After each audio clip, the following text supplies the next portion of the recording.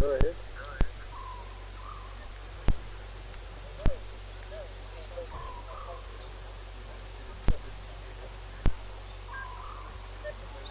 It's possible. Karula was here last night with those other two. So maybe she's torturing and coming.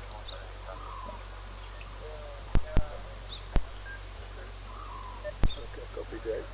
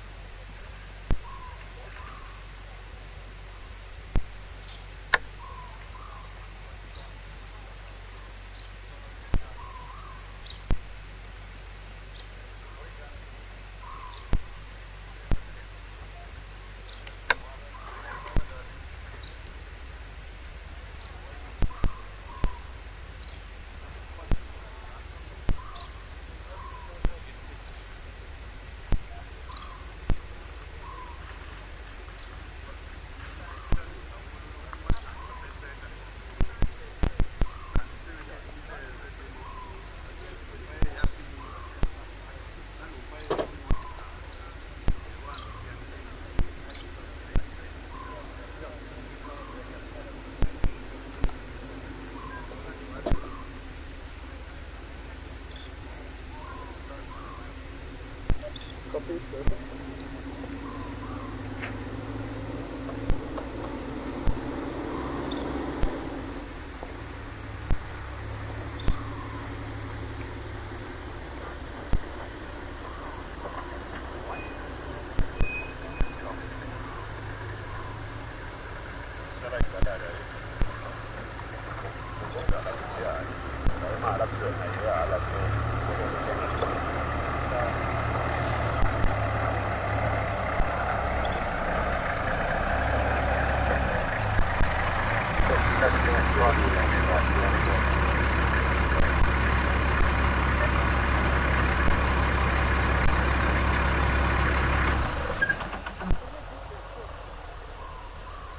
Different female, same male.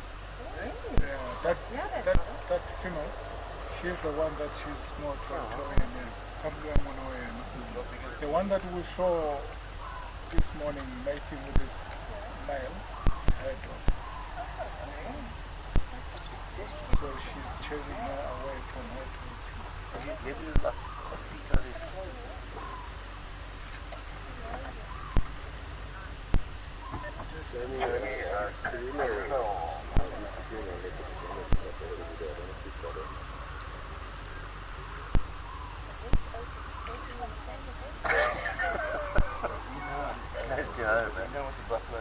You saw where I was stopping there, she's just lying down. Nice text. That's good. Hello everyone. How are you doing? Very good. No, exactly. Exactly. Other than the chill in the air, I mean... Yeah, it's a bit chilly out. Yeah.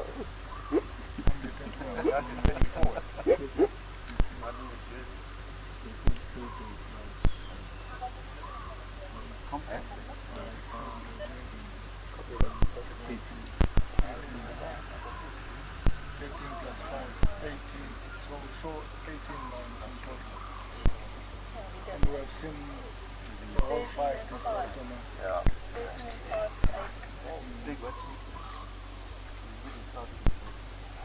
We've done the all 5 this afternoon.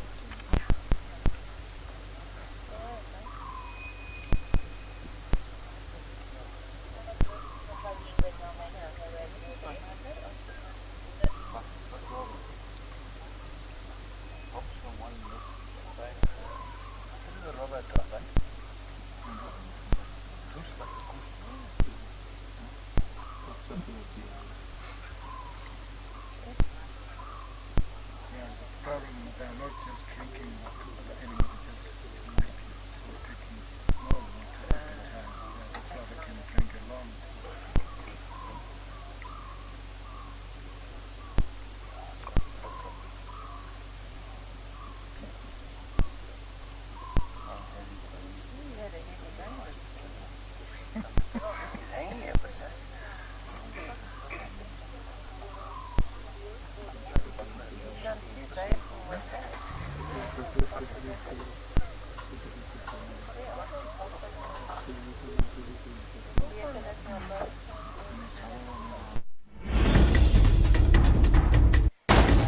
Ready.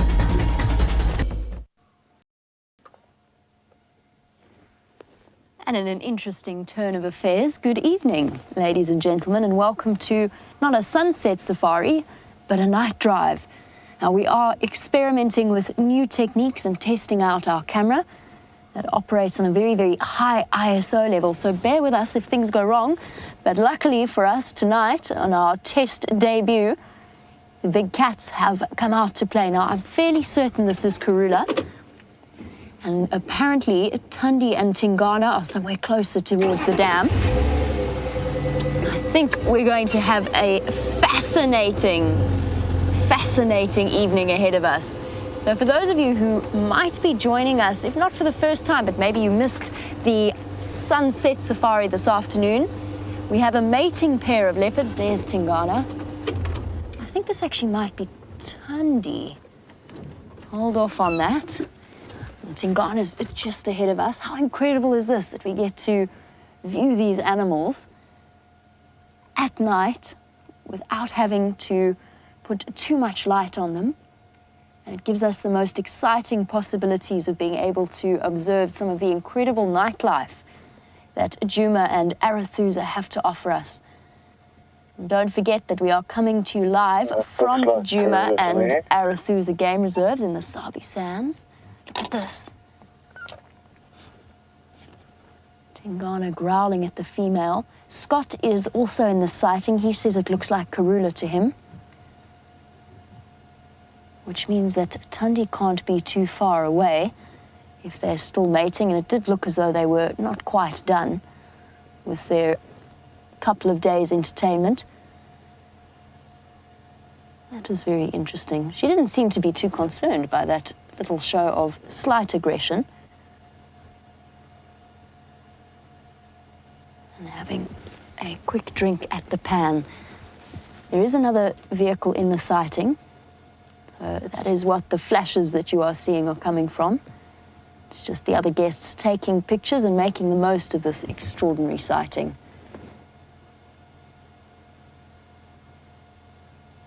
And the temperature doesn't seem to have dropped at all this evening, although I think all of the animals of Djuma are at least enjoying the relief that comes from the lack of the blazing sunlight.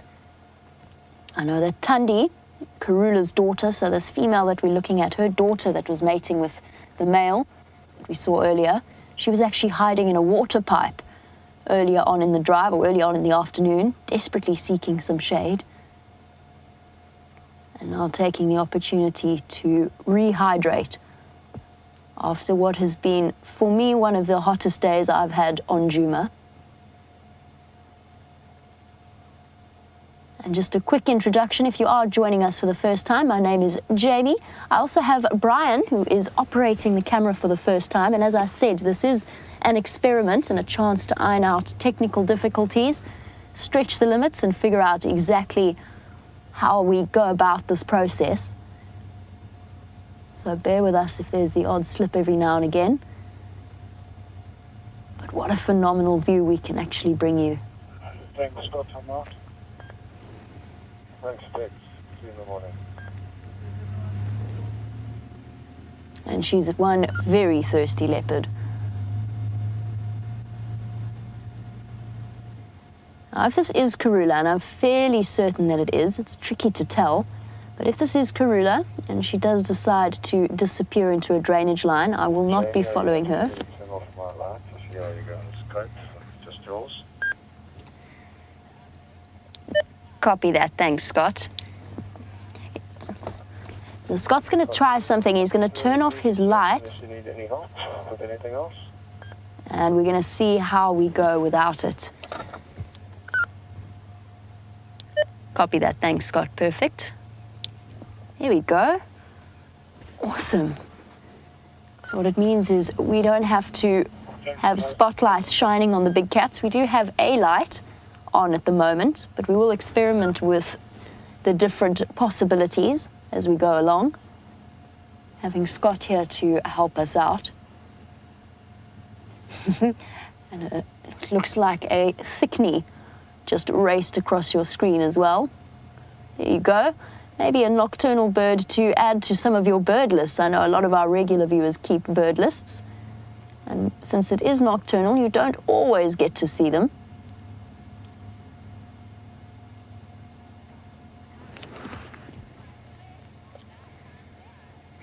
Donna, welcome aboard. Donna is saying that this is her first nighttime drive. Welcome aboard, Donna, and many others. This is not our first time experimenting with this camera, but it's definitely the first time we've had such a wonderful opportunity. Look at that, what looks like a nightjar that was flapping over the surface of the water there. There you go.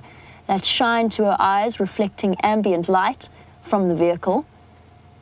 And that's what gives leopards their extraordinary nocturnal vision. The back layer at the back of the eye known as the tapetum lucidum, which essentially enhances any kind of ambient light, allowing them, even on the darkest night, to see, if not as well as we can during the day, certainly far better than we can during the night. Now, that aggression that we saw earlier from Tingana,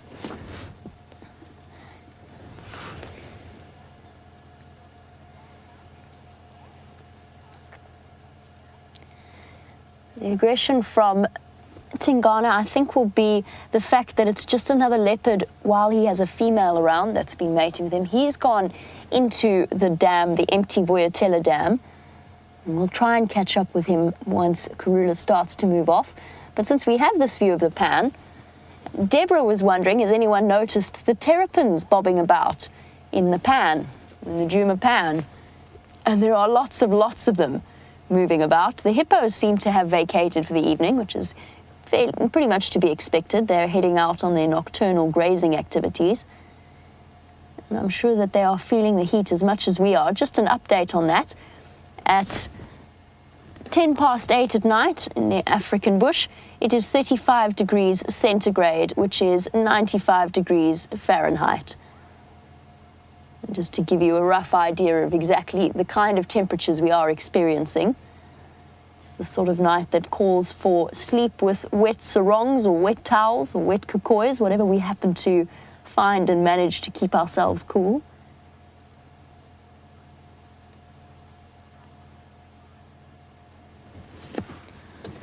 I'm going to try and shift forward a little bit and see what we can view in terms of the animals within the pan and the reptiles and that Deborah was talking about.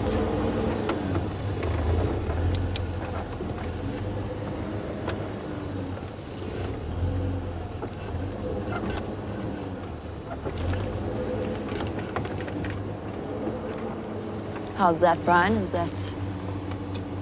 Do you need a bit more light on there? Let's see how our view is. What I can do is turn this ever so slightly without shining it directly on Karula.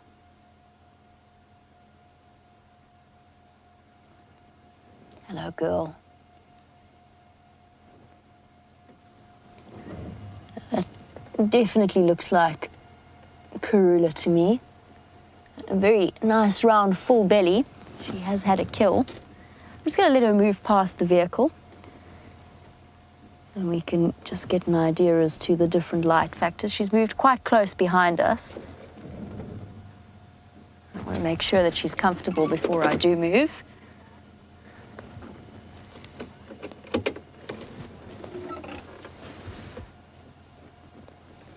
Here we go. Playing a little bit with the settings on the camera. She's now moved across into my reverse lights and the light that shines across the dam, and there you can see how it highlights her. I think she might be moving off to wherever she had that kill, somewhere around the drainage line. Now, what's interesting is while we've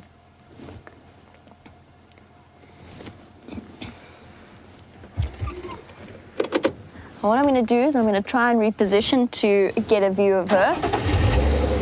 And while I do that, I'm going to switch off all of my lights and let's see if we can test exactly or stretch the camera's capabilities to its absolute maximum. We've also chosen a full moon night to do this on, to maximize any natural light that we have. I just need to see where she is or where she's gone. There she goes. As I said, if she goes into the drainage line, I won't be following her in that direction, just because there is a suspicion, or well, we know that she did have a cub at one point, and we still do not know whether or not that cub is still alive or around, or where in fact she might be denning.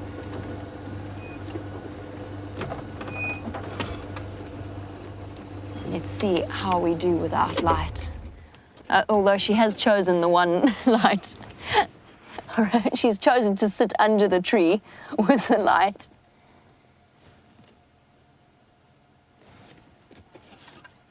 I'm just going to use my spotlight to just check for Tingana, just to make sure that I don't encroach on his space by mistake.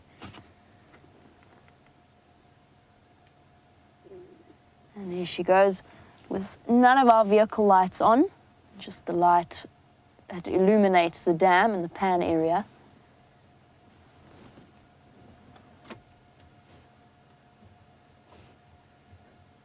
It's such an interesting experience. Obviously, I have a monitor so that I can see what the camera is seeing and what you're seeing, in complete contrast to what my eyes are telling me is there.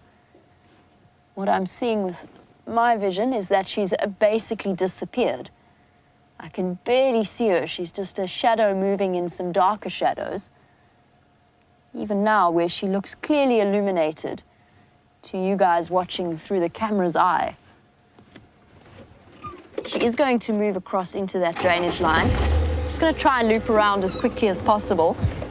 The other wonderful thing about full moon is that I can drive almost unaided without any lights, because I can see fairly clearly. As long as I'm not blinded by lights, I can actually see the road ahead of me. I'm going to keep my dim lights on just so that I make sure we don't go over any bumps or sticks or rocks along the way. Let's just try and catch up with her. I wonder where Tundi's hiding. That'll be our next mission. And if we're really lucky, we might even get to see the Nkahuma lionesses pay us a visit. So the last update that we had on those 5 lionesses is that they've reunited. They were split up for a while, and they've just made an appearance just before we went live at Sydney's dam. There we go, bumping our way across. Karula walking straight along the dam wall in front of us.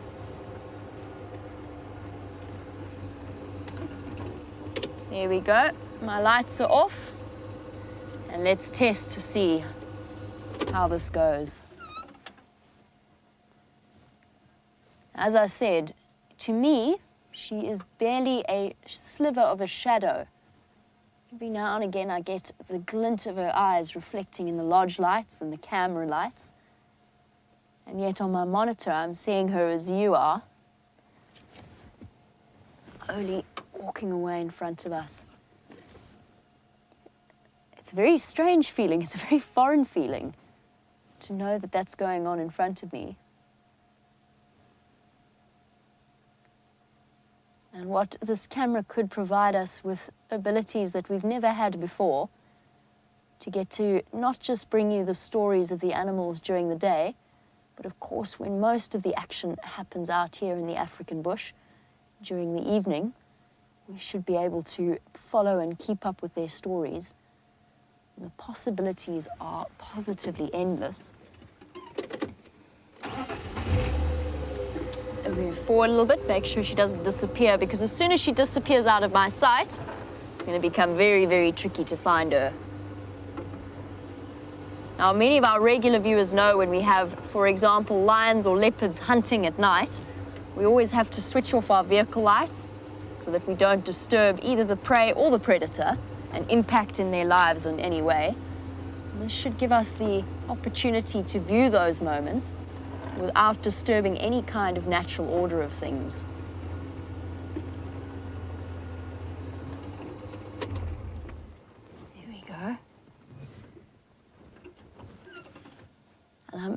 actually basically using the camera now to navigate.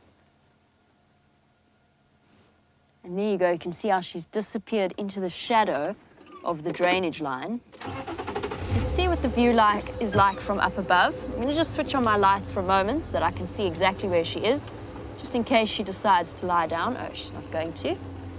She's going to keep going up in the drainage line wall ahead of us.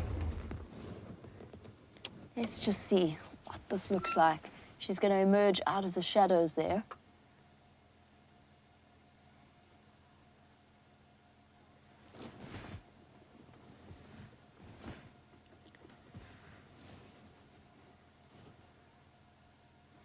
Now, one more wonderful technological advance to give you a bit of a heads up will be that we've also got another drone up in the air, one that is capable of providing us with an entirely different view to the magical one that you are used to, and one that is going to provide us with some very interesting views during the evening. Now, she's disappearing into quite a densely vegetated block, and this is one where we've seen her moving to and from recently. And as I said, I'm not going to follow her too closely. I don't want to impact too much on her evening, and if she does have cubs, obviously at night, that's an absolute no-no from our perspective. So this will be the last view that we have of her. I'll try and experiment with the different lights. There she goes, the wonderful Queen of Djuma, in a view never before seen, in the middle of the night.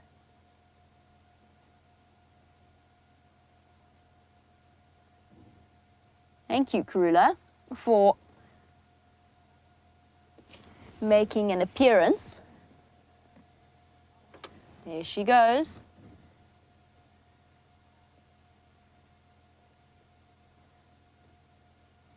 Now, the next step, of course, is to go and find Tingana, see if Tundi is still in the area, and figure out exactly what's happening with those two now that Karula's moved off. I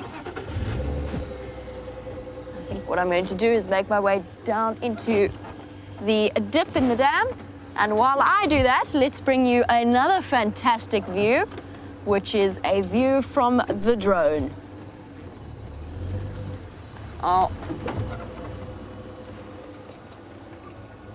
While you watch this, those white spots are the trees of Quarantine. The drone is currently flying over Quarantine itself, and you can see those white blobs in the trees very clearly. That's hot, and the black colors are colder temperatures. And essentially what you're bringing is a thermal imagery. So the black is the ground, the white is the trees, and as you can just imagine, the ways in which we can utilize this to help us find animals on those days or on those nights where we can't necessarily see them. Have a look in the top right corner of your screen and you should be able to see a herd of impala under the tree. Keep your eyes peeled for any other animals that might be wandering around Quarantine.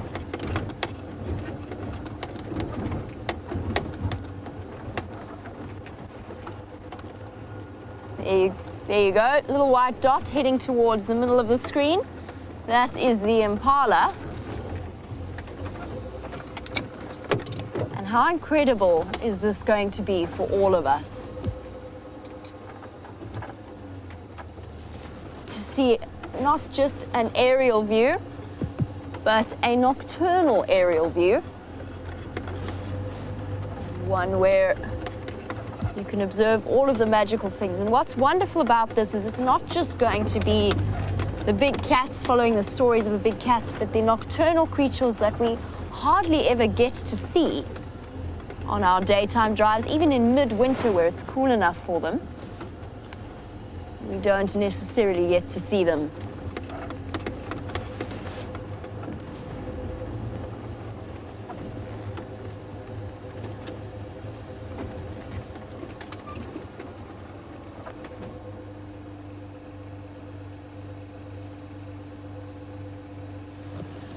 I'm just double checking around for Tingana. He appears to have disappeared, and there's just some very confused-looking impala staring at me. He must have headed towards the drainage line around the lodge, unless he's decided to return towards his paramour.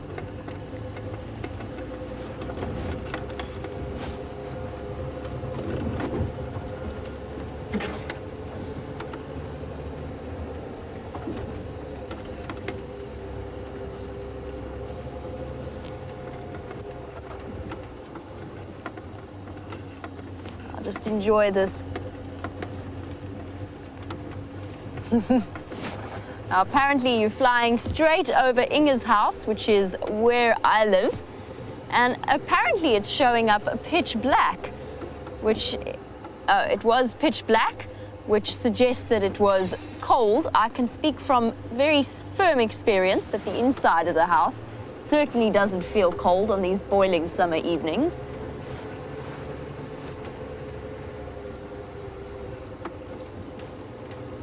And that, of course, is because, interestingly, the roof was colder than the walls. Brent and I just moved our bed away from the western-facing wall due to the fact that it was radiating heat whenever we tried to go to bed at night. The western wall picking up this heat from the sun, or the northwestern wall. And there you go, back to the hot trees, which is an interesting aspect. I didn't expect that, to be completely honest. I didn't realize that trees were going to be exuding that much heat in the evenings. I'm trying to figure out the biology behind that. Of course, they're absorbing heat during the day, but so is the ground. I'm trying to figure out what processes are going on. Now, of course, we know that leaves photosynthesize at night, and the trees then respire. So the same processes, the same metabolic processes that we do during the day, or all the time, respiration, converting the glucose to energy, and if you're really interested, adenine triphosphate, used for little parcels of energies. Oh, okay. Now, Ryan's just let me know that we need to change camera batteries, so let's do that quickly. Let's stop on the dam wall, and I'll keep scouring for Tingana. So that's why the trees are giving off heat. It's respiration. That's exactly what they're doing. Photosynthesizing happening mostly during the day, and processes of respiration occurring during the evening and giving off that little bit of heat that we're seeing coming from the trees.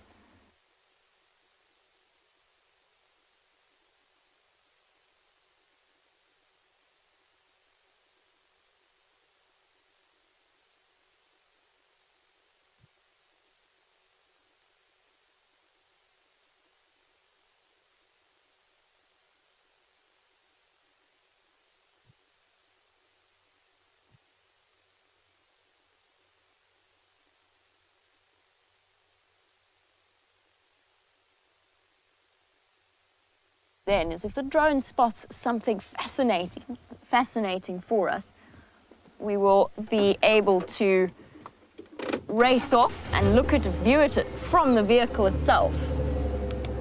And as we move further and further into winter and the nights grow longer, we will be able to enjoy these opportunities more and more frequently.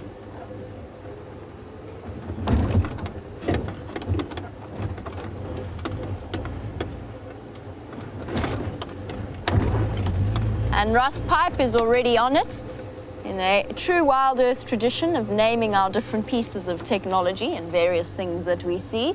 Rust Pipe has suggested that we call the drone camera the owl camera. And it's certainly a factor that we shall consider. Definitely needs the name.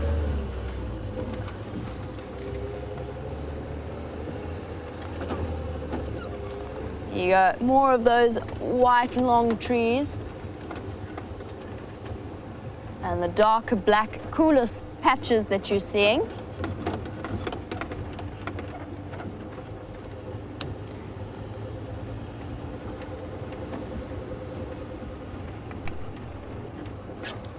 And back down on the ground.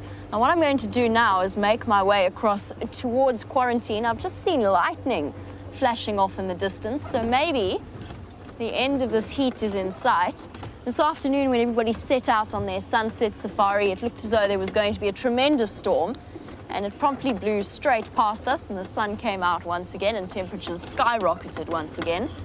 And hopefully this storm decides to stay with us this time around. I want to just test something, because driving along like this, I'm not going to spot anything if there is something to be spotted. So I just want to test and see how this camera works with the spotlight moving around with it. And James, I'm sure, will be watching and mocking my spotlighting technique. And as I drive along, now that I've tested it with the spotlight, let's try without any light, and hopefully my eyes have adjusted enough to the moonlight to be able to see where I'm going. Here we go. We've got a stunning sky. The moon has taken this opportunity to disappear behind a cloud. I'll try and turn so that you can see what that looks like from this camera. Here we go. Let's see how that, whoa, that's so cool. That is awesome. That's like looking at a daytime sky almost. There you go, the almost full moon hiding behind the clouds that are slowly building back up again.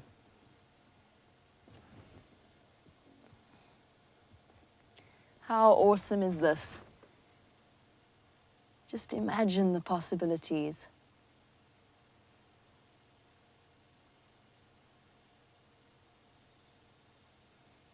And you get nighttime ambient noise, the crickets moving through.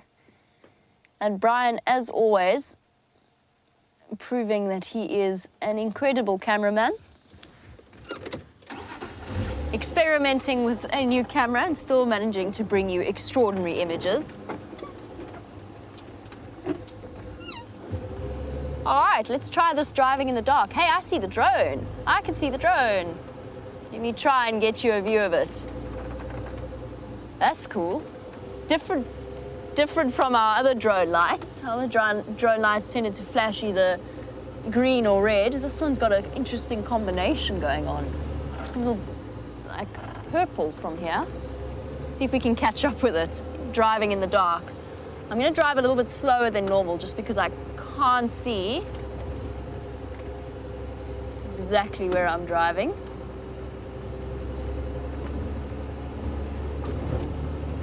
Sorry, Brian, for any bumps we might encounter. Like that one. Found that one.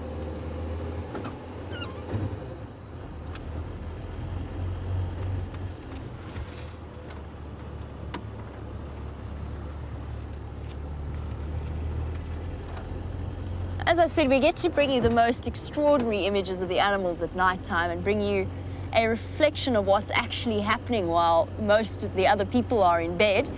But Ginny's concerned. Ginny is watching in Virginia Beach. Ginny is a bit concerned about our safety and is wondering whether or not our safety is in any way compromised driving in the dark. Well, on a night like tonight, Ginny, as I said, now that my eyes have accustomed themselves to the darkness and the moonlight, I can actually see really, really clearly. And I'm noticing that even the trees' shadows are showing up clearly. So something like an elephant, which would be probably my main concern whilst driving around at night. The elephants here tend to be very, very used to vehicles moving up and down. There's still main access roads where they're used to encountering vehicles at night. They're not in any way more likely to charge us during the evenings.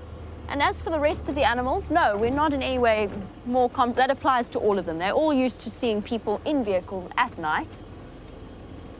I'm not in any way concerned. I'm just driving a little bit slower than I might normally, just to make sure that I can see fairly, or that I make sure that I can see the road in front of me clearly. Jenny, never fear. I promise you we are perfectly safe. The one thing you will find that we will not be doing is getting out of the vehicle while we drive along like this at night.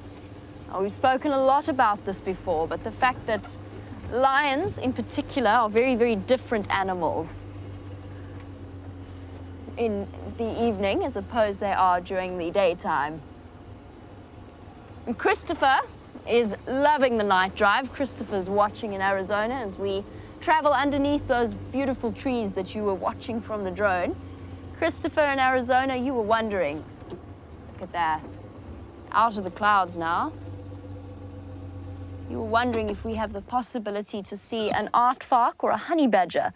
Absolutely. As I said, it's going to bring us that opportunity to see animals that we don't necessarily see during the daytime, especially in the summer months when it's still really hot in the early hours of the morning and the sort of early hours of the evening. When the nocturnal animals are still spending the evening resting up still in the shade. Christopher, if you want to see an aardvark though, I might not be the best guide to take you out.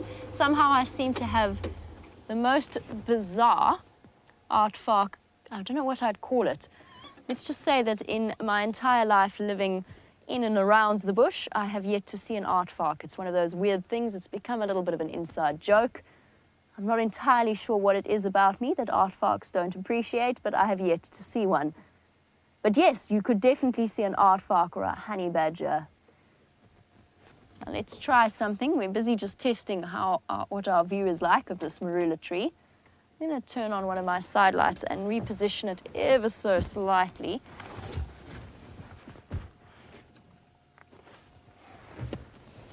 Which means that I have managed to unplug my earpiece. Here we go. So all I've done is ever so slightly turn on one of the lights on the side. It's not facing directly at the tree at all, but it is giving us a really interesting perspective. So what that means is that, there you go, you can see where the brightness of the light is concentrated. Now this is just the side, my left side light. I have a side light on the left, a side light on the right. And as with all Land Rovers, it is impossible to keep the headlights on whilst the engine is turned off. Oh, hold on, oh, it's working. That's interesting. It wasn't earlier. There we go. Perfect. And there we go. Let's see the difference that turning on the right side light would make. Oh, that's a bit bright. Oh, there we go. Awesome. So that's headlights and both side lights on. And as I said, we are testing and experimenting. So if you feel like I'm saying some rather odd things as we go along, oh. Those lights on, I can't see.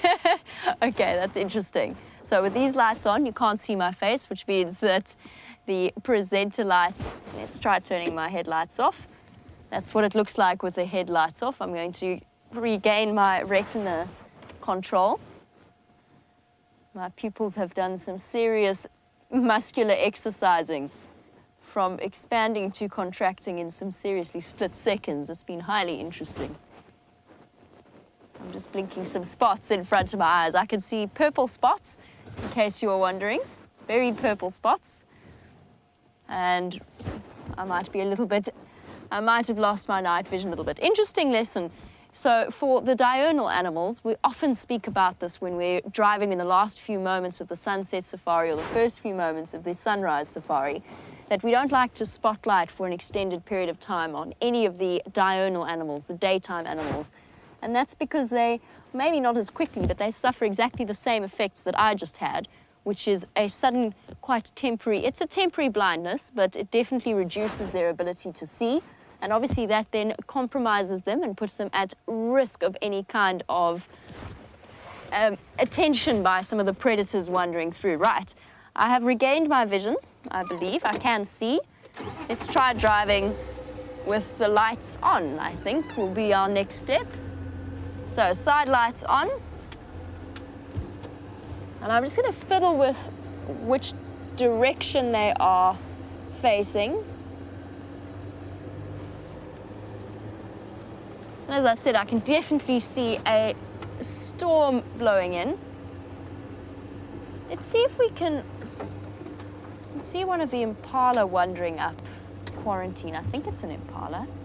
Let's see if we can get a view of that. I don't think we're going to be able to. Obviously, as I said, we can't shine any lights on them.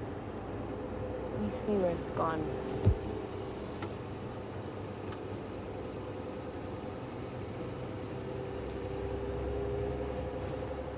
Where's it gone? Can't spot it.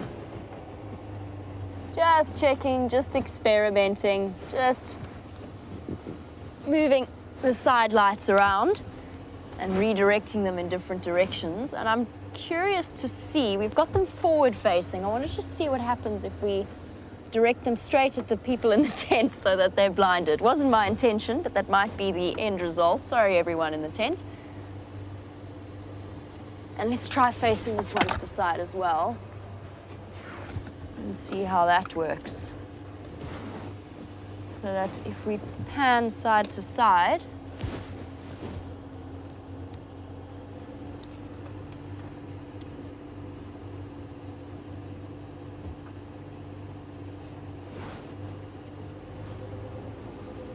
now while we go off in search of some of the species that we don't necessarily always see, Nick Jones was wondering what animals are strictly nocturnal. There's one Nick Jones. There's a white-tailed mongoose.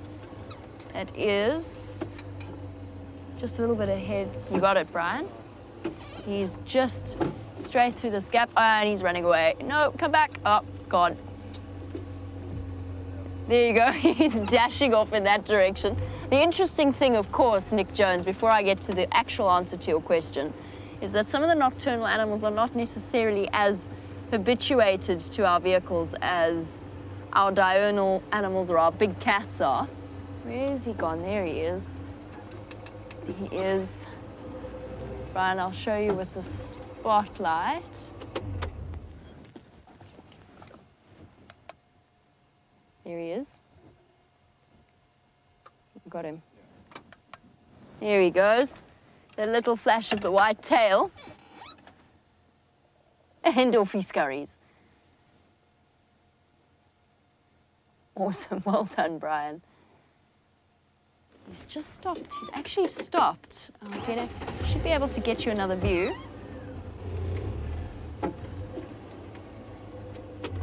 Where did you go? So back to Nick Jones's question. This was one such animal. Nope, he's vanished off. That is strictly nocturnal, the white-tailed mongoose. You might get lucky in the winter months and see them come out in the early evening. And then creatures such as, I can still see him. He's going to be on the other side of these trees now.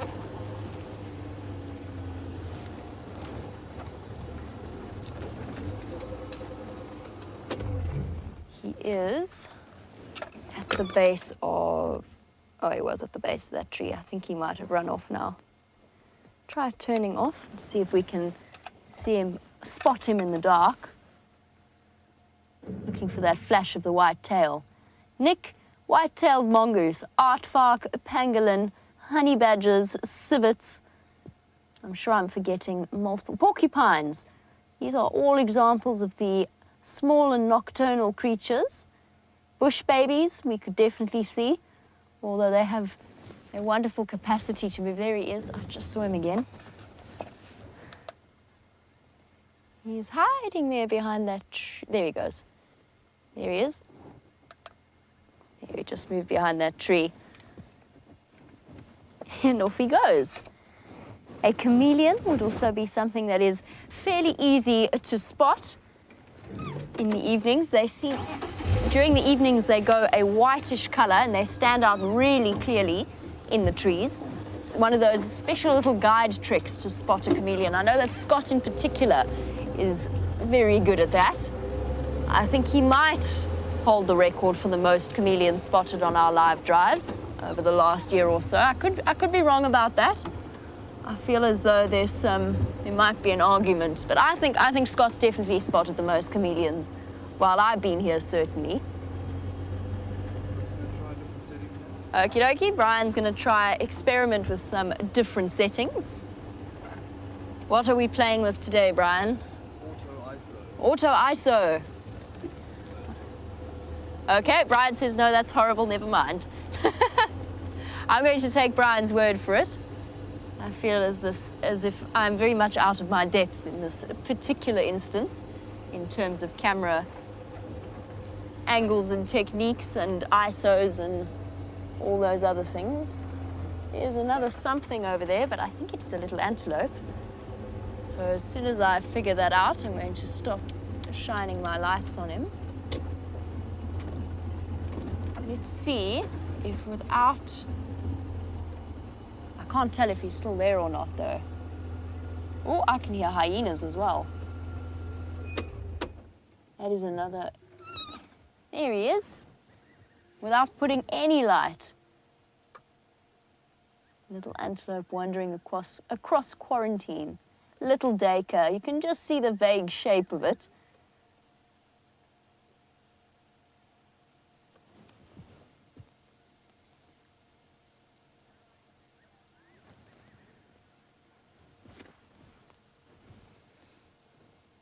Wandering across.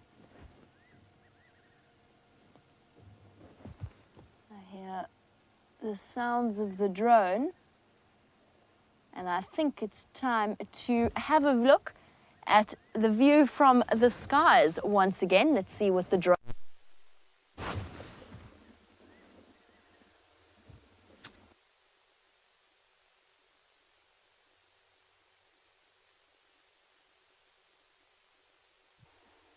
Let's try and head. And I wonder if from our position the drone might be able to see first of all us, and then the little antelope as it slowly flies towards us. You can still see the trees and the white color that they exude.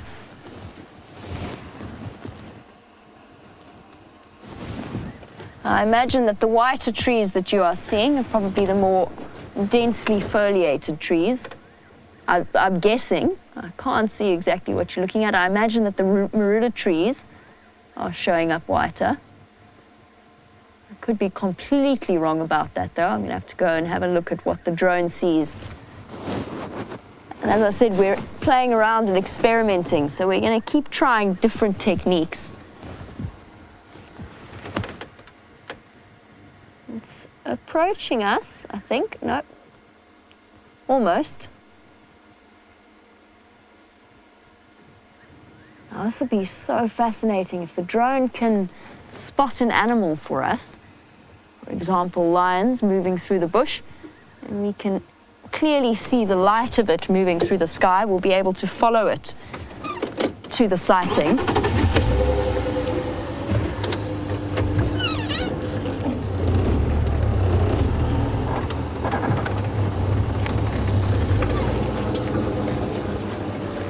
Trying to reposition to just get us a view of the storm that's building up behind us, as well as the drone as it flies overhead and past us. And I'm just going to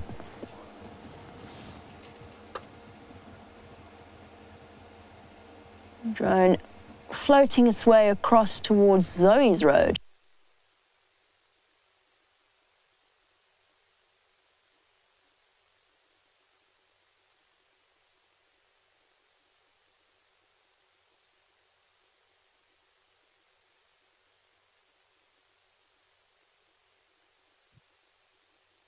The buffalo, it's definitely an animal of some sort. And you can see how incredibly the white is showing through due to their body heat. It looks as though they might be buffalo.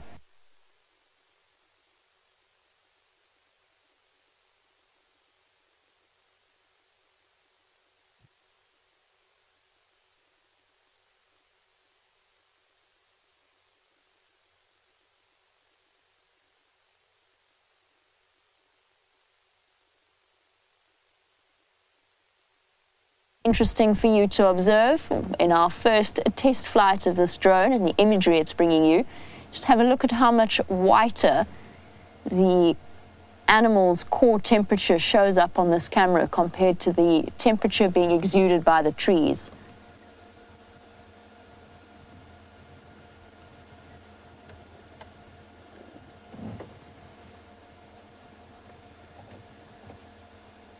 can see where the drone is hovering over them. It'd be interesting to go and investigate whether or not it is buffalo. It seems as though it is. Just on the other side of quarantine from where we are now. The drone flashing like a beacon at us. Oh, I can hear hyenas.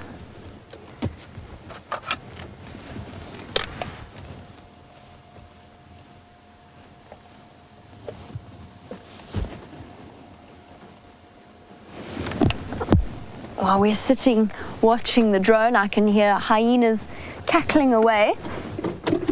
A little submissive giggle coming from around Galagopan. There you go, there's another smaller animal species walking along the animal path. I think I'm going to make my way towards where the drone is now and see if we can investigate from the ground what it is seeing from the air.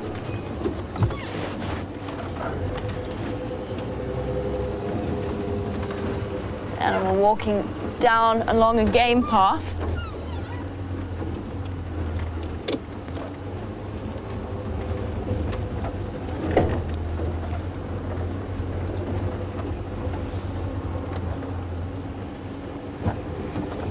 Little blobs of white. You can see in the space. Apparently you can even make out their legs at times. This is going to be, as I said, such an interesting exercise in learning to distinguish between the different animal species from the air.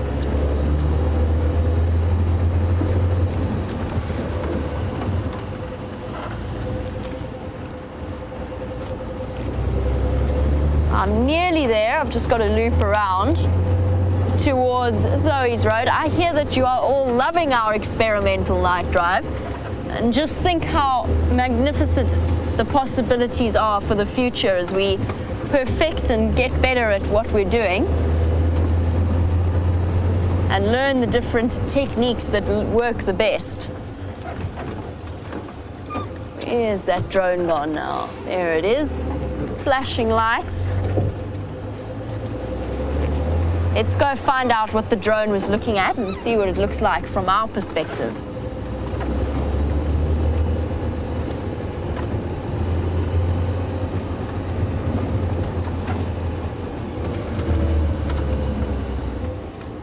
Oh, there you go. You even got a little bit of information coming from the drone itself.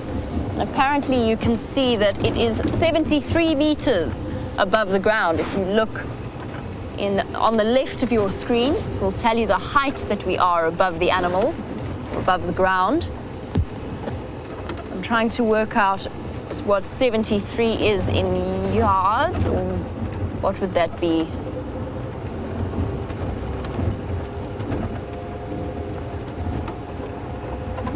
Now you can see all of the impala lying down on the ground.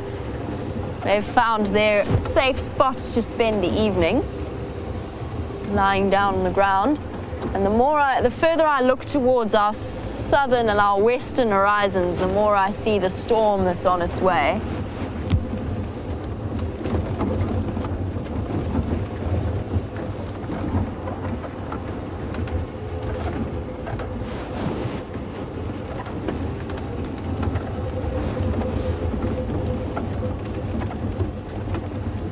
So Karen, I know that you were wondering about the height of the drone and what we could see from 60 meters up, or in this case 73 meters, and there you go, Karen.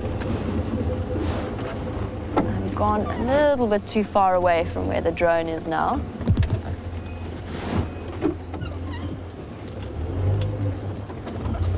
And if you look at far left, the distance that you are looking at is the distance from the tent, which is where the drone is being controlled from.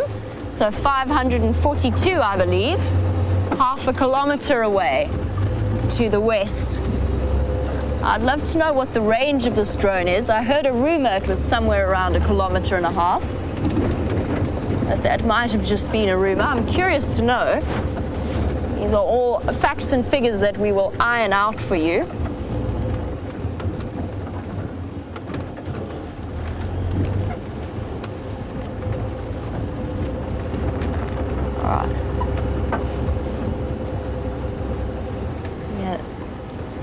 Drone moving away from the animals and across the seat line.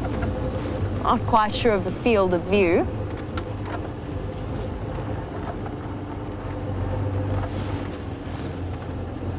I'm busy trying to figure out where those buffalo and impala were that the drone was spotting.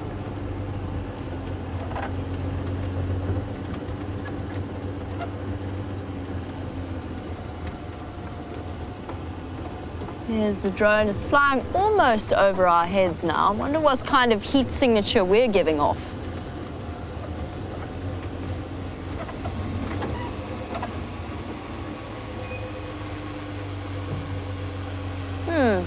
That's interesting. Drone is basically right above us. And gone. Well, we're under the radar, Brian. Undetectable. But I do see the herd of impala that the drone was looking at earlier.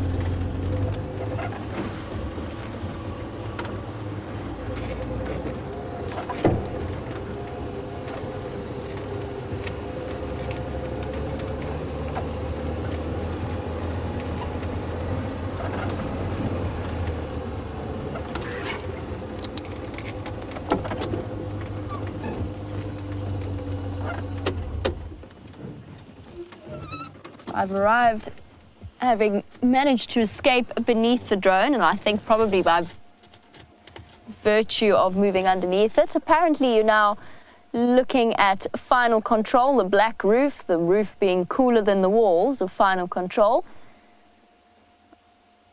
I'll see if you get lucky enough to spot one of the FC ladies. Don't know if we can entice any of them to come out and test their heat signatures. Ladies in final control, any takers? Gonna dash out?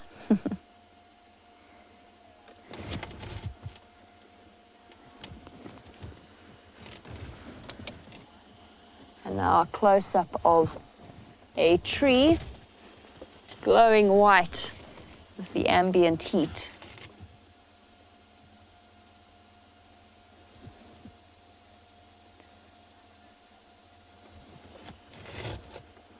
Steph is loving the detail that she can see in the trees themselves. Steph, isn't this incredible? The clouds, the black of the roofs, and the tent and the ground. I'm actually quite jealous of all of you. I have not yet seen the images that are coming through from that drone. I would love to be able to.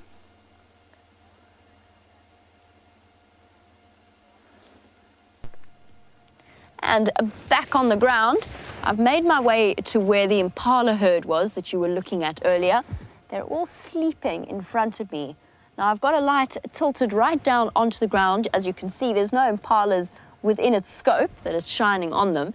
But if I duck my head down and we look further into the bush, you might be able to spot an impala there. There's one there, staring at us. Now what I'm going to try and do, I don't think we're going to be able to see them without any ambient light. Apparently you could see from the drone that some of them were standing and some were lying down. Let's try and see if I can tilt this in a way that doesn't shine on them, but gives us enough light to view them. Here we go. Let's see if we can have a look at them from this perspective. No signs of them being disturbed. There's still plenty of them sleeping. Where are you, impala? There you are. Somebody having a meal. And the lambs sleeping in the center of the herd. I'm going to try. Do you think, Brian, if I turn the side light off, we're going to... Let me try. Turning off the side light, turning off all the light around us. And just have a look there. I could see an impala shape. Just to let you know with my eyes, that is completely black. I absolutely cannot see a thing in that direction. Here we have one very fuzzy impala.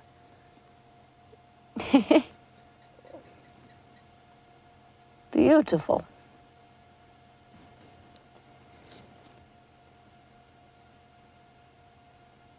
Giving us a rough idea. We're probably about, I would say about 50 or so, or no, let's say about 40.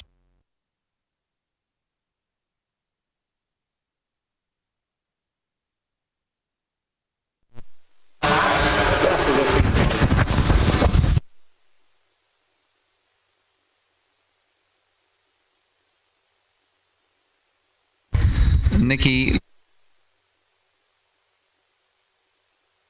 And what I want to show you, I want to see, Brian, what do you think will happen if we try and look at the storm that's coming through on the horizon?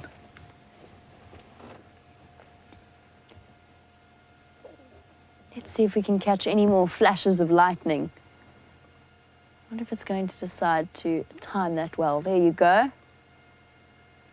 Lighting up the horizon.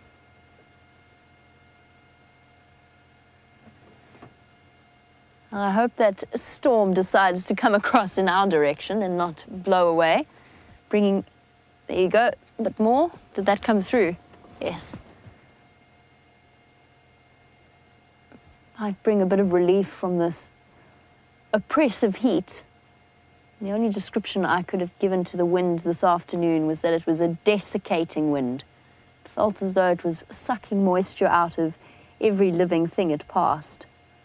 It's like standing in front of a hairdryer for the entire day.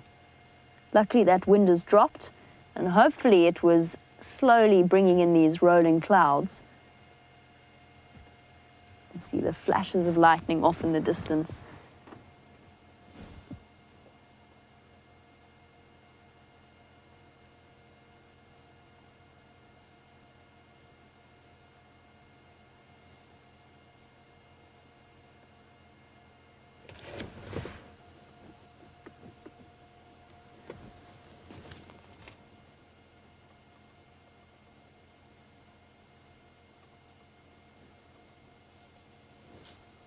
Apparently, while you were watching the drone footage, you could see darker patches of ground than others. And Connie was trying to work out what on earth makes some of them darker than others, since it can't possibly be moisture. And Connie, you're absolutely right. There is very little moisture at the moment. So what makes some patches of ground cooler than others? It's difficult for me to say without being able to see exactly where they were. Connie, I could guess at maybe them being in the shadows of trees, particularly towards the end of the afternoon, so maybe the darker patches of ground to the southeastern side of some of the trees, for example, on Quarantine. But Connie, that's a bit of a guess, to be completely honest. I can't think of any reason why any parts of the earth should be less baked than the rest of them. There's the moon, tucked once again behind the clouds.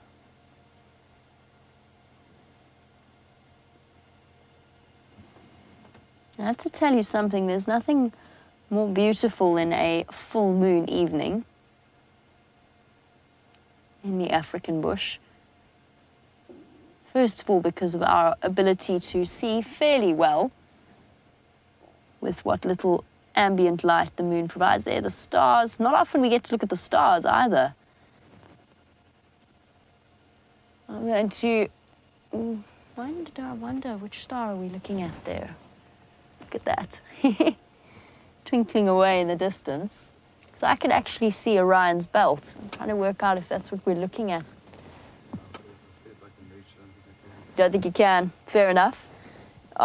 Just out of our reach from where we are. Oh, there we go. Well done, Brian. There you go, ladies and gentlemen. Orion's Belt, a constellation that everybody is familiar with around the world. If you're in the northern hemisphere, it might appear slightly different. But the three kings of Orion's Belt, Alnitar, Alnitak, and Mintaka, the three stars in a row. And of course, Orion, the great hunter, visible in South Africa from around November to about May. And the great hunter that boasted he would kill all of the animals. And the goddess, I think it was the goddess Artemis, didn't appreciate that particular threat. And since he'd underestimated the power of nature, sent Scorpius to go and, the scorpion, to go and target him. Sorry, yes, it was Scorpius. And he stung Orion in the heel, mortally wounding him. And when they both fled to the heavens, they chase each other through the night sky, which is why you only see Orion in summer in South Africa, and Scorpius in winter. And of course, we talk about our Western constellations and myths and stories, but the local people have their own completely different interpretations of the shapes that stars have, yet they still interpret them as shapes.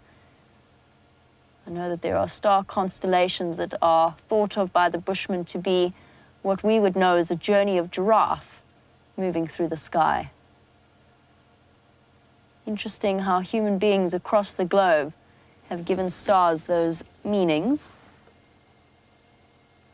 coming to those conclusions, and of course completely independent, completely different comparisons and stories behind them, but they still have stories and they still give them shapes. Awesome.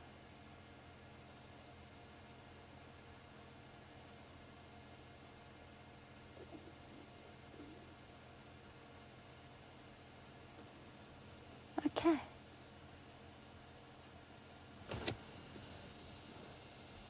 Right, well, let's carry on and see if we can figure out where those buffalo were. Let's see if we got it correct and that they were actually buffalo that you saw feeding or grazing around. Oh, hold on one moment. The difficulties of driving in the dark is that you put things down in the dark. There we go. I found Rusty's immobilizer. This is good news. We're not going to be trapped here.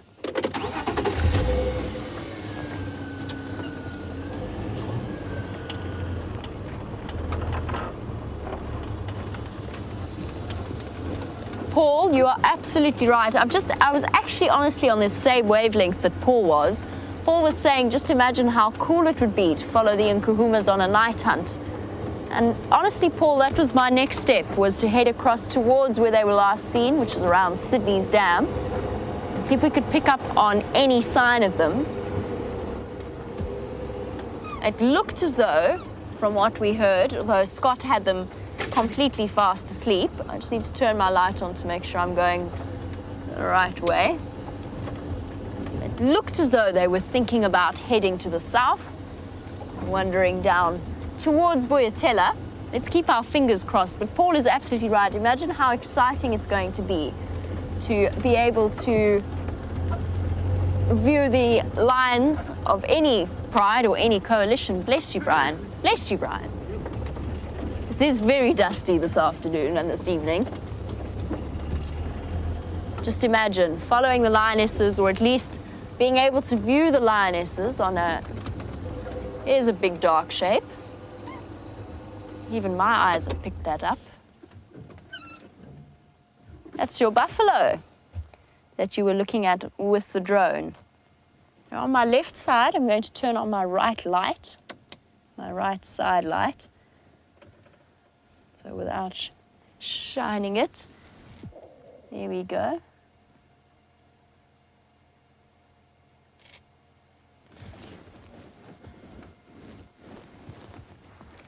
Here's the buffalo that you were looking at from the drone. The drone busy changing its batteries, or having its batteries changed. I don't think the drone is actually physically changing its own batteries. Now that is with a light on my right. From the position I'm in, I can't turn the light on my left on without shining it directly at them. But I can turn on my headlights on low, and we can get an idea of the shape moving around to the left of us. It just came looming up out of the darkness.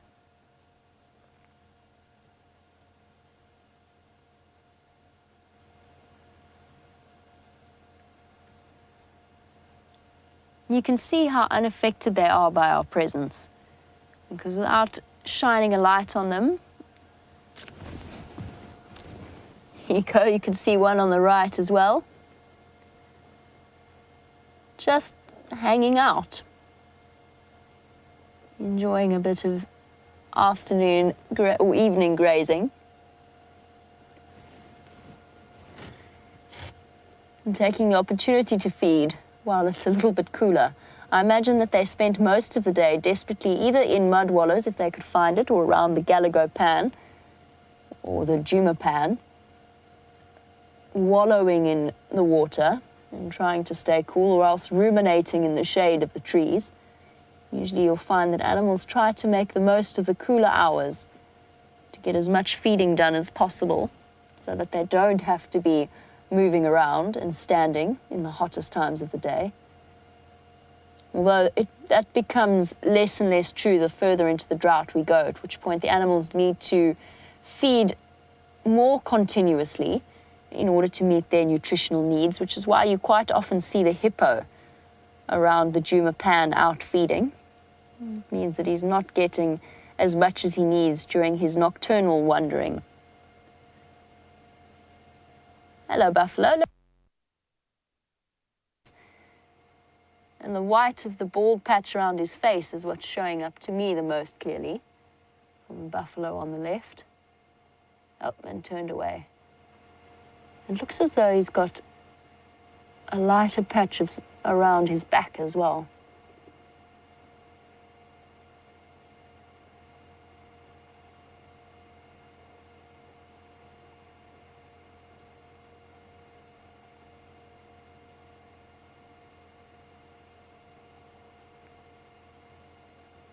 Right, I think I'm going to leave the buffalo for now and start heading in the direction of the Nkuhumas. Oh, the last we heard, try to turn that off. Take my headlights off as well, so that we can experiment with as little light as possible. The last we knew of the Nkuhumas was 2 days ago when they separated. They were around Galago Pan. We know that they were hungry when we left them on the sunset safari, and they had big round bellies by the time, or at least one of them did, by the time I walked one of them on the sunrise safari the next day. But they had split up, and we couldn't quite work out, we still don't know to this day, exactly why they split off the way that they did. One lioness going across to Simbambili, the others moving into Buffelshoek. But they have all reunited around Buffelshoek Dam. And now, 2 days later, there's a very good chance that they will be thinking about hunting.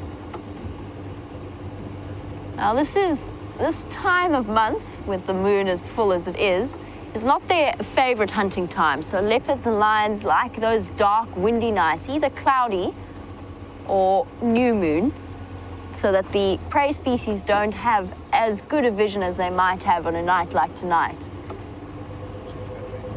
Battery? All right, we need to change our camera battery, so bear with us, don't go away.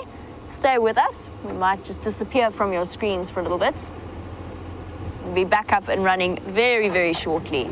I'm just going to provide Brian with some light at the same time. And while we do that, let's pop over to the dam cam. I'll be with you shortly to continue your night drive. Again, I am struggling to drive while the moon is behind the clouds without any headlights on. So I've got my headlights on dims for now. Let's make our way across towards Sydney's dam and figure out what's happening while the drone takes the opportunity to charge itself back up. I hear news that Scott might be out in Jigger as well, just to provide us with a second vehicle and some entertaining moments. I'm going to just try and double check. I'm not going to be able to spot the lions if they're on the side of the road without using a spotlight. Although hopefully, let me do this. There we go. The side lights should definitely help us out. And there's been a definite drop in temperature as the clouds start to roll in. which is good news for us. And who knows, you might be with me when I see my very first aardvark on Djuma. We'll keep our fingers crossed. I think I've ticked off all of the other main nocturnal species that we could see here, including the striped polecat, which was definitely a surprise and probably my most unusual sighting to date. I just haven't seen an aardvark, and I definitely haven't seen a pangolin while I've been on Djuma. I have seen a pangolin elsewhere. A pangolin, for those of you who are unfamiliar, looks something like a walking artichoke crossed with an armadillo.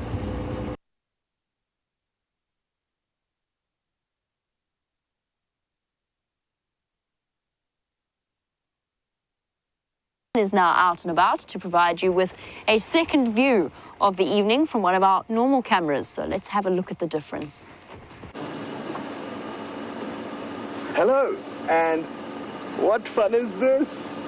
I've just been glued to the monitor with that drone feed up on quarantine, and such exciting prospects from the images that we've already seen. So happy that the nocturnal experiment is so far going very well. I'm not too sure exactly what shots you guys have been seeing, but I'm sure you agree that those thermal images are quite remarkable.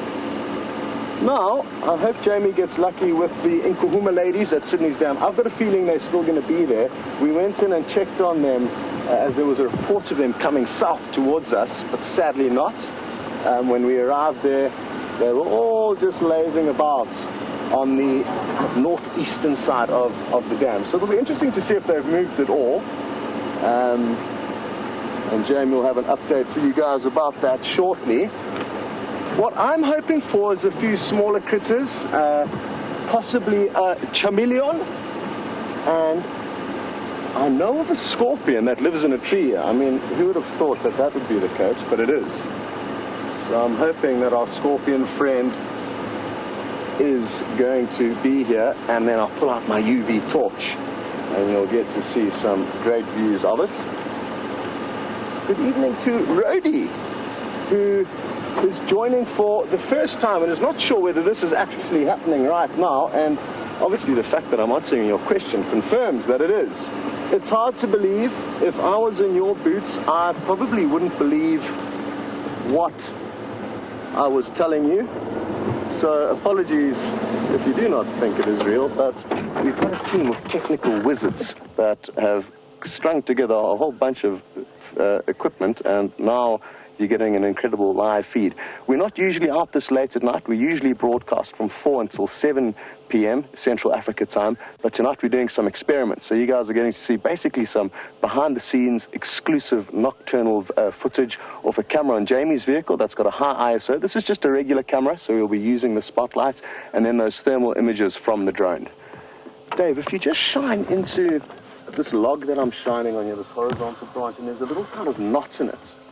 I'm fairly certain, slightly to the right, slightly more, there's a little hole there. I'm fairly certain that some of you may remember seeing a scorpion in this very hole with me. So I'm just going to jump out with my UV torch quickly. Just going to scan around.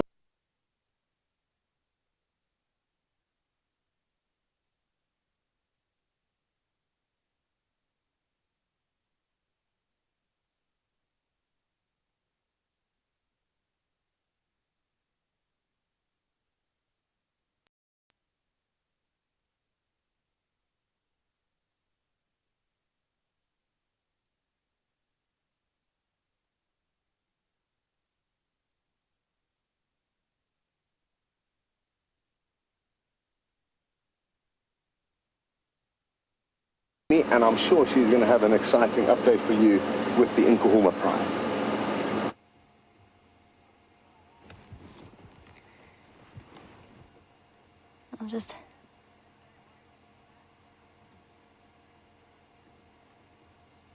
I'm going to hold off speaking for now in case our audio isn't coming through to you all. So we'll just leave you with this view of a waterbuck.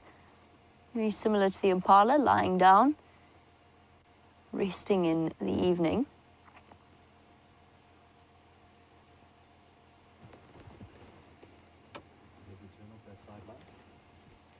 left and right. Yeah, let's see how it looks. Ooh. Yeah, it's too dark. Try left. No, No, that, you need both in mind. That's the one you want.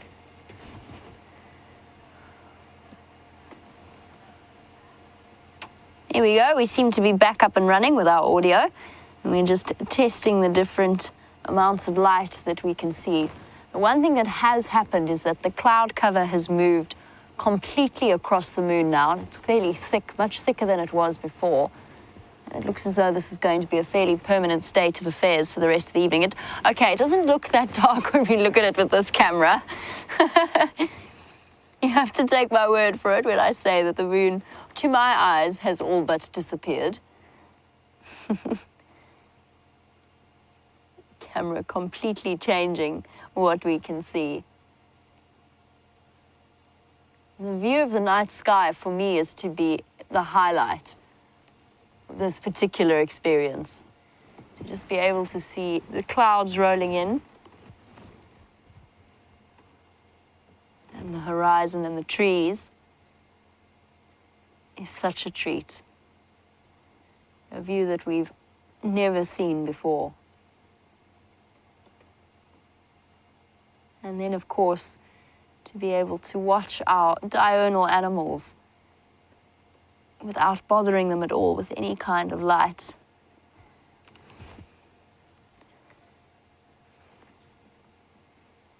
Look at that. The green of the trees showing up clearly where my vehicle light is highlighting them.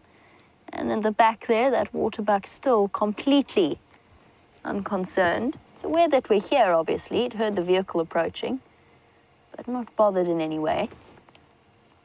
We're right up close towards Sydney's Dam. I think we should continue on our way and figure out if those... Oh, hold on. Who's coming through on the left there? Is that the second water? Yes, it is the second waterbuck. So to me, all I could see there was just the glint of an eye moving through. The rest of it is complete black, pitch black for me. And yet in your screens you can make out the details of what looks like a male wandering through. Yeah, there we go. You can see his little horns, a young male.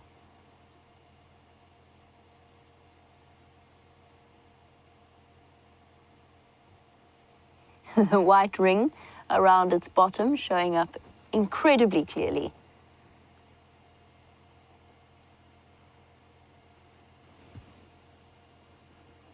Now, although it looks like he's right in my spotlight, he actually really isn't. He's behind the trees at a distance of about 40 meters. I have got my vehicle side light on, but if we have a look at where the focus of that beam is projecting, there, that bright white of the log, that is where the light is directed. It's pointing right downwards, so it's not in any way affecting the waterbuck. They'll be aware of it, but it's not bothering them. That is where the light is directed. It's pointing right downwards, so it's not in any way affecting the waterbuck. They'll be aware of it, but it's not bothering them.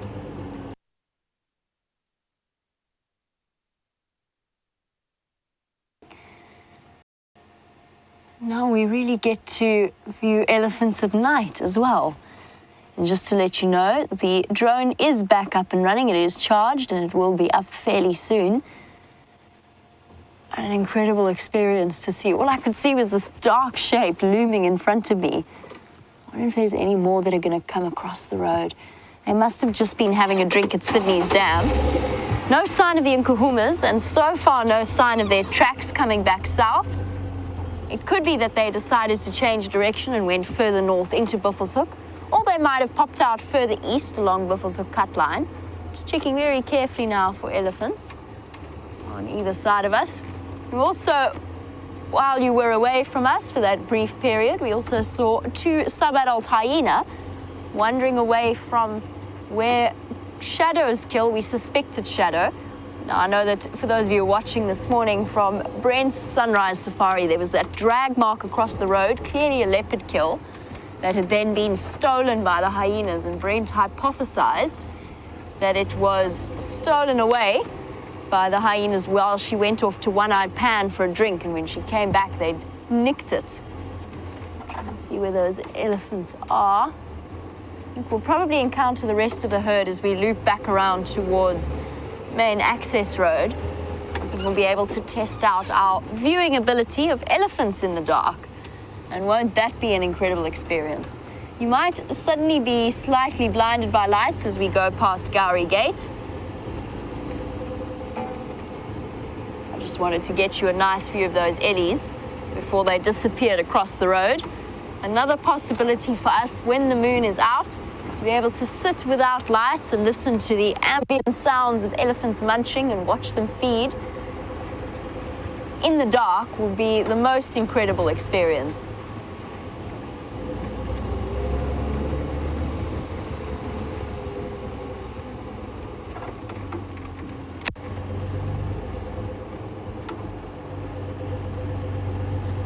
It's going to take me a little while to loop around to get to the elephants. And while I do that, let's go back to Scott and his wonderful scorpion. And I'll catch up with you, hopefully with some pachyderms for us to watch.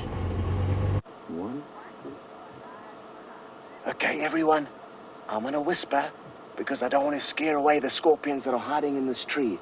Now, basically, just follow this black light or UV torch as I slowly move it up the tree. And what you're looking for is a bright green fluorescence. I'm going to go very slowly. And you may just see the pincers of a scorpion sticking out. There's a few hiding in here. It's just whether or not, oh, maybe you'll get this one. Can you see that one, Dave? No? Yes. Oh, yes, you can. Okay, awesome. So what little of you can see, this little scorpion, I can tell you that it's quite a highly venomous one. It's got very thin pincers and a very thick tail, but it's small. It's probably only an inch long. Not much to see there, though, so let's try and find you a bigger one. Keep going up the tree. Oh, I think there's another one there. But it's another small one, highly venomous. Small pincers, you can't see its tail. But it's like a knife and fork. Now, the jackpot. Look at that, the hyena's calling in the background. Playing along perfectly. Just gonna keep quiet.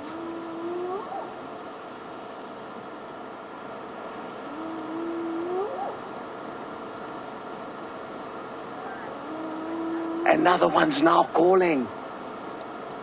And it sounded like possibly even a bushbuck alarm calling. Anyway, this is a big scorpion, but it's unlike those little ones that are highly venomous. This one has got big pincers like a crab or a lobster, so that indicates to you that the danger comes from the front.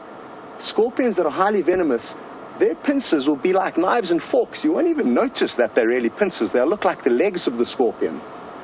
Now, to give you an idea of how acute the scorpion senses are, I've got myself a little scorpion fishing rod. It's just a very thin blade of grass, and I just want to trail it past the edge of its tunnel, if I can reach, and it'll be able to sense the vibrations, and it'll probably come out and try and grab it. Watch here.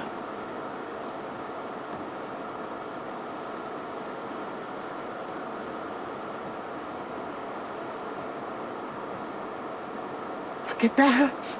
Awesome. We don't want to mess around with it too much, though. But you could tell there, as I drag that little piece of grass past, it's got little hairs on its pincers that pick up movements. It's even got little organs underneath its stomach that will also pick up vibrations or any kind of movements in wind and pressure. So they're incredibly good hunters, these scorpions, stealth hunters that just wait in ambush for their prey to come past. Now, speaking of scorpions' prey, there's actually some walking around in the trees. So I'm just going to get my regular flashlight out. And how awesome is that, the way they glow in the dark? That scorpion, we should actually have a look at it when it comes back out. It's pitch black. You're not going to believe it. Now, where has the prey gone? There was a massive millipede crawling around this tree earlier. I can't for the life of me see where it's gone now. But there is some prey crawling up in this tree, and scorpions will feed on millipedes. as well as almost any insect that they can catch. Sadly, though, it looks like the millipede has disappeared behind one of these branches. It's a big black little critter. Now, Dave, maybe it's worth trying to get a view of the scorpion now, just so we can see how black it is. See if I can't coax it out.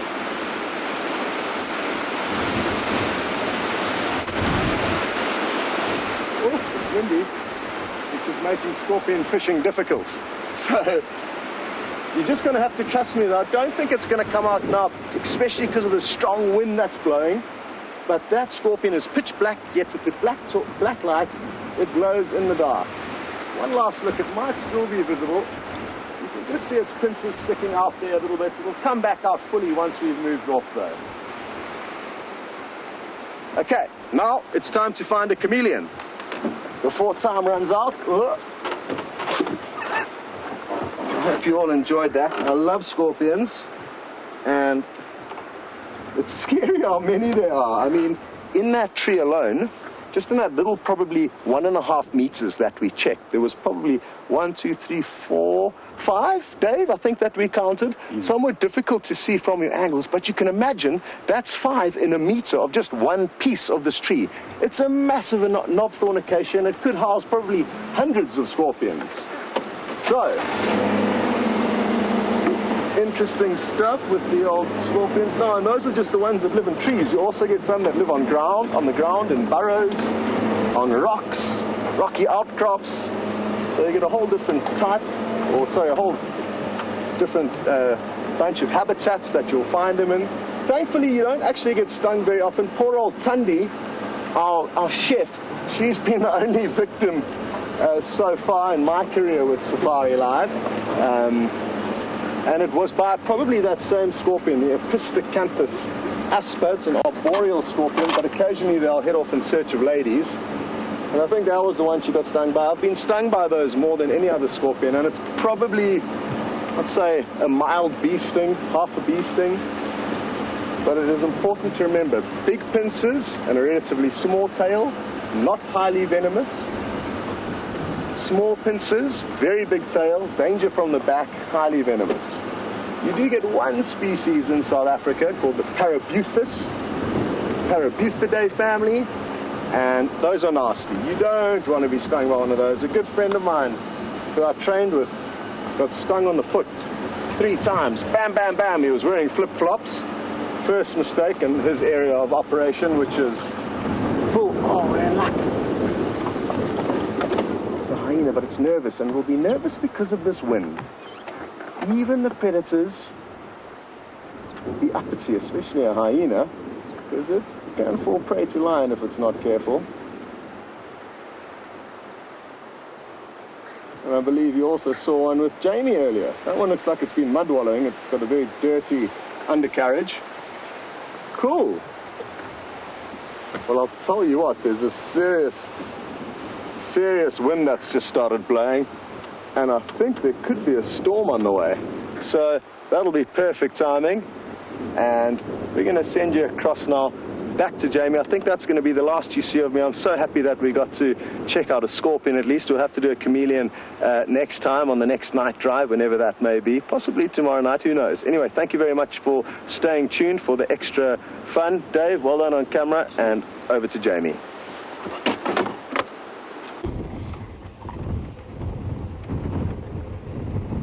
And I'm not sure where this came from, but we have howling winds, which obviously means that we cannot be flying the drone at any point. And in fact, Brian and myself racing back towards quarantine and towards the DRC in case the storm rolls in faster than we think it was going to.